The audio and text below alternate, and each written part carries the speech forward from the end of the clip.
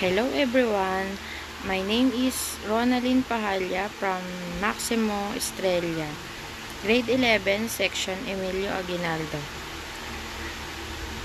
We are going to discuss the discourse definition and types of literary discourse, together with their example. Discourse definition. Discourse comes from the word discourse, is another word for written or spoken communication. The term is a broad one that has a slightly different definition depending on the discipline in which it is used. In literature, discourse refers to a presentation of thought through language. Discourse language typically contains long, detailed sentences that address a specific subject in a form of manner. Types of literary discourse.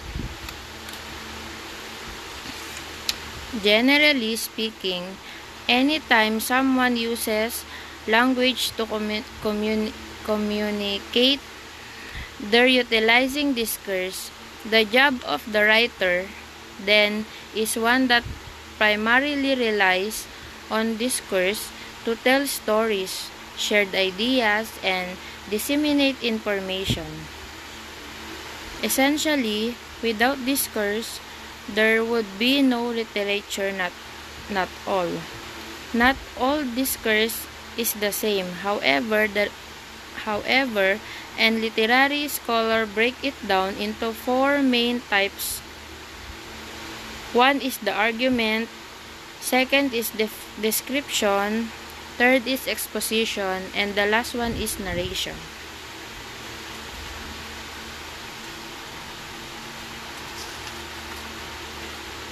Description. Description is a sensory experience for the reader that one aims to help them develop clear mental image of the information presented. Example, novels, short stories, and poems depends on the power of description to entertain and move the readers. The second one is the exposition. Exposition informs the audience of a certain fact that doesn't seek to influence the audience's opinion of that fact. Expositional discourse is neutral in language and tone to avoid persuading or stirring emotion in the readers. Its purpose is purely informational. Example is news stories and other journalistic writings, as well as comparative analysis and other research-oriented literature commonly utilize exposition. We also have the narration. Narration is the written commentary that presents the story to the reader. Put another way, it is the voice of the storyteller. Narration engages the reader through compelling language that elicits emotion and empathy and keeps the reader turning the page. Narration is a cornerstone of novel. Example is the short stories and some plays.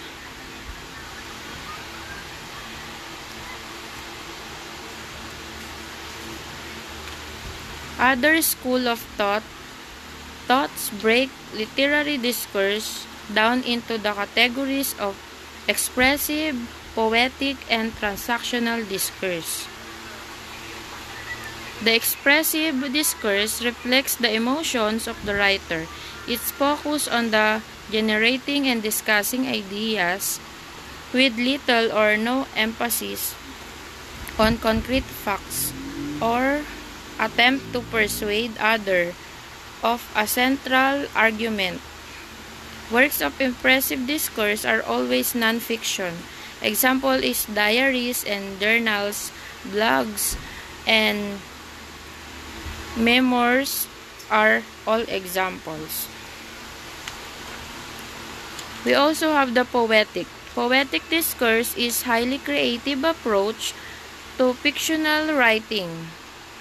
The writer presents thought, feelings, events, places, and characters in imaginative, sometimes rhythmic, language that appeals to readers' emotions.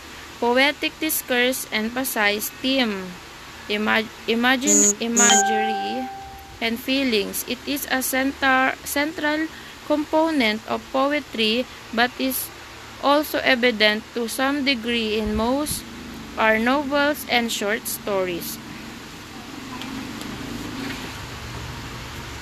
The last part of the example is the transactional. Transactional discourse is less of a literary approach and more of an instructional one. It lays out a clear action or plan, typically in an active voice, that compels the reader to act.